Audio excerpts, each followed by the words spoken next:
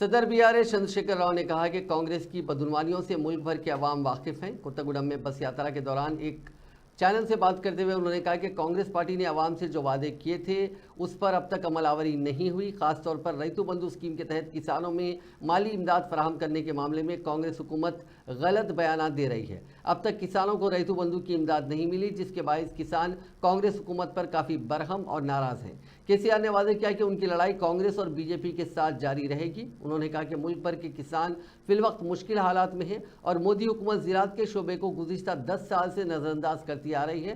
3 मुतनाज़ा क़वानीन को मंजूर करते हुए किसानों को कई महीनों तक परेशान किया गया, लेकिन किसानों के एहतजाज और जद्दोजहद की वजह से मोदी हुकूमत को उन क़वानीन को वापस लेना पड़ा। इस मौके पर सदर बीआरएस ने कांग्रेस को शदीद तनकीद का निशाना बनाया। उन्होंने कहा कि कांग्रेस पार्टी का असल नाम स्कैमग्रेस है। ये पार्टी बदनवानियों में गर्क हो गई है। फिलवक्त मुल्क भर में इलाकाई जमातों की ताकत में इजाफा हो रहा है। उन्होंने वाजे किया कि मरकज़ में आने वाली हुकूमत में इलाकाई पार्टियों का अहम रोल रहेगा।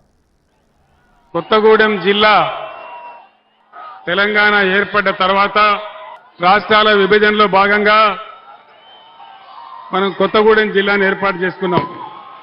ఈ జిల్లా మారుమూల ప్రాంతాలకు పరిపాలన చేరువ కావాలని, గిరిజన బిడ్డలందరికీ న్యాయం జరగాలని, పరిపాలన అందాలని మనం కొత్తగూడెం జిల్లా ఏర్పాటు చేసుకున్నాం। కొత్తగూడెంలో మెడికల్ కాలేజీ పెట్టుకున్నాం, ఇంజనీరింగ్ కాలేజీ పెట్టుకున్నాం, పట్టణాన్ని కూడా బ్రహ్మాండంగా తీర్చిదిద్దుకున్నాం। మీ అందరికీ చరిత్ర తెలుసు। చాలా దూరంలో ఉండే చెర్ల, వాజేడు, దుమ్ముగూడెం మండలాలు ఖమ్మం పోవాలంటే చాలా ఇబ్బందిగా ఉండేది। కావాలనే మనం ఇక్కడ జిల్లా ఏర్పాటు చేసుకున్నాం।